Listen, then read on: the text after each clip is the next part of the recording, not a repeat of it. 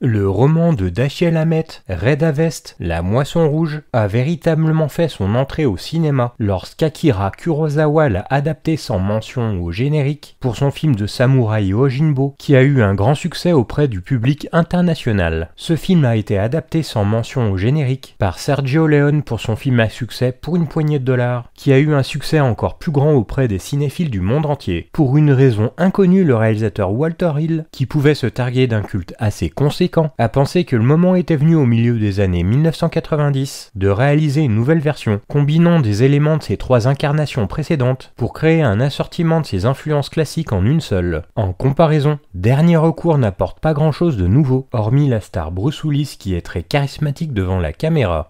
Y a des téléphones dans cette ville? Pour appeler qui? Ma maman. Il est superbe dedans, un vrai héros de western. Son personnage est dur et en apparence juste un mercenaire cynique, mais on finit par voir l'intégrité qui se cache derrière lorsqu'il nettoie la ville. Comme dans beaucoup de westerns classiques, notamment ceux avec Eastwood, le protagoniste de Dernier Recours est un étranger, voire un hors-la-loi, qui met donc de l'ordre dans la ville. Mais les pistolets automatiques remplacent les 6 coups à barillet, les borsalinos, les chapeaux de cow-boy, et les voitures, les chevaux. Mais son décor reste pratiquement le même, avec son saloon, l'officine du shérif et sa ville fantôme. C'est l'un des meilleurs rôles de Bruce Willis. Son personnage est un homme sans nom, même s'il se fait appeler John Smith, mais c'est à peu près la même chose. Le scénario écrit par Walter Hill lui-même met en scène Bruce Willis dans le rôle d'un vagabond nommé John Smith, anonyme et armé, qui tombe sur la ville de Jericho, au Texas, alors qu'il se dirige vers le sud de la frontière. John ne s'attend pas à rester longtemps dans cette ville délabrée, mais lorsqu'il découvre une querelle entre des factions mesquines de la mafia irlandaise et italienne, il pense qu'il peut gagner rapidement de l'argent en montant les deux camps l'un contre l'autre. Tout cela devrait vous sembler extrêmement familier, mais là où Dernier Recours se différencie de ses prédécesseurs, c'est grâce aux séquences d'action cinétiques de Walter Hill. Bien que le scénario mentionne Akira Kurosawa, le film est en fait un remake direct de Pour une poignée de dollars, mais cette fois-ci le décor se situe dans le Texas des années 1930. La grande différence est que Walter Hill donne à son protagoniste une voix off de style noir pour expliquer ses actions. C'est à la fois cool, mais aussi maladroit selon si on veut le comparer au film précédent ou pas. La puissance des premiers films résidait dans l'impénétrabilité du héros et le mystère de son changement soudain d'avis. Pour Toshiro Mifune dans Yojimbo, il s'agissait d'une prise de conscience soudaine de la moralité. Pour le personnage de Clint Eastwood, d'une seule ligne de dialogue énigmatique faisait allusion à un monde d'histoire. Ici, c'est une succession sans fin de dictons et de pensées qui frôlent l'autoparodie. Toutefois, la voix off à la première personne du héros donne au personnage une profondeur que Leone n'a jamais réussi à obtenir avec Clint Eastwood. Tu m'écoutes, Giorgio? Ouais, j'ai bien écouté. Tout est mensonge. T'es un gentil petit. Le danger du film noir américain est qu'il peut paraître trop maniéré et que les dialogues crus n'arrangent rien. Il semble également déplacé dans ce qui est en réalité un western. Walter Hill n'est pas reconnu pour sa subtilité ni sa légèreté. Il a acquis une réputation de réalisateur viril et musclé qui affectionne le western et les films de Sam Peckinpah. Il avait excellé notamment dans le registre avec le gang des frères James, Extrême Préjudice ou Wild Bill. Dans Dernier Recours, c'est du pur western également, mais à la sauce gangster pendant la Prohibition. Il faut féliciter Walter Hill pour avoir essayé de mélanger ces deux genres de films. Je vais rendre visite à ceux qui ont bousillé ma voiture. Va falloir qu'on cause.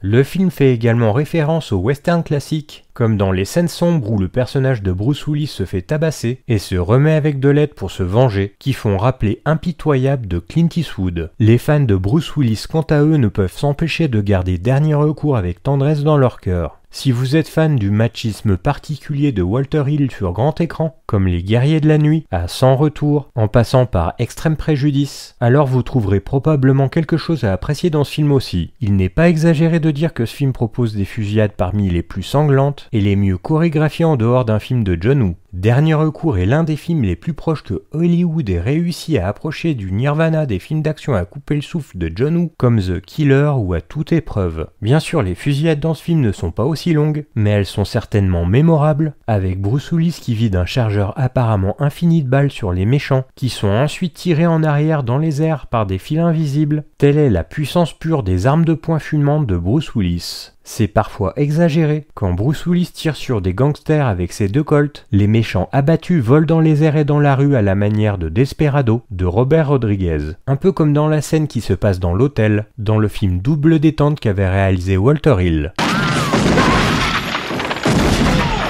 En tant que réalisateur, Walter Hill apporte à ce film une sensibilité presque digne d'une bande dessinée. Combinant le placement de caméra non conventionnel de quelqu'un comme Sam Raimi, les personnages pointent le canon d'un pistolet directement sur l'objectif, avec l'ultra-violence inspirée de John Woo. Le terrain désertique balayé par le vent et la superbe composition de la production vous placent dans la période de l'histoire, tandis que la bande-son discordante et lourde de Ray Cooder propulse le film vers l'avant. La musique de Ray Cooder parvient à nous offrir une atmosphère menaçante qui met en avant le côté western, film de gangsters et le Mexique, le tout dans une tonalité moderne. Elmer Bernstein avait été embauché à l'origine, mais a été renvoyé pour ne pas avoir trouvé le ton juste. Celle de Cooder est juste parfaite. L'image a une teinte orange, ou peut-être un peu rouge sang. La chaleur et la poussière pénètrent à travers l'écran. Il y a de très belles photos de l'Old Arren, des lieux d'El Paso et du Nouveau-Mexique. Arren avait photographié Geronimo et Wild Bill pour Walter Hill, et a donc les références. Je suis pas sûr que ce soit une excellente idée pour quelqu'un qui a autant d'ennemis que tu en as. Je croyais que tout le monde m'aimait. Pourtant, je suis gentil. Le véritable problème de dernier recours est le scénario. Le personnage de John Smith joué par Bruce Willis est un tel archétype qu'il n'a aucune marge de progression. On se rend compte qu'à la fin du film, on ne découvre rien de son personnage que l'on ne sache déjà dès le générique de début. Si l'on compte sur les seconds rôles pour compléter le drame, on sera déçu par une table ronde de gangsters stéréotypés. Toutefois, il y a des seconds rôles exceptionnels. C'était le meilleur tireur. Non, c'est vous le meilleur. Non, je suis le plus séduisant. On peut citer en particulier Bruce Dern, un des acteurs fétiches de Walter Hill, vu notamment dans The Driver de ce dernier, dans le rôle du shérif corrompu. Bruce Dern a joué à merveille les méchants de western pendant de nombreuses années, mais il a rarement été meilleur que le personnage complexe qu'il incarne ici. Bien sûr, les gros bonnets sont interprétés par des acteurs compétents comme Christopher Walken et David Patrick Kelly, vus dans Les Guerriers de la Nuit de Walter Hill, qui font tout ce qu'ils peuvent avec le matériel qu'il leur est donné. Mais c'est une histoire que nous avons déjà vue, et cette version particulière n'offre que peu de surprises. En ce qui concerne l'intérêt amoureux, Walter Hill fait explicitement des films d'action pour hommes, de sorte que les personnages féminins n'ont pas beaucoup de présence dans le film, même lorsque les hommes se font la guerre pour elles. Tu sais, amigo, j'ai découvert la faille qu'il y a dans ta carapace.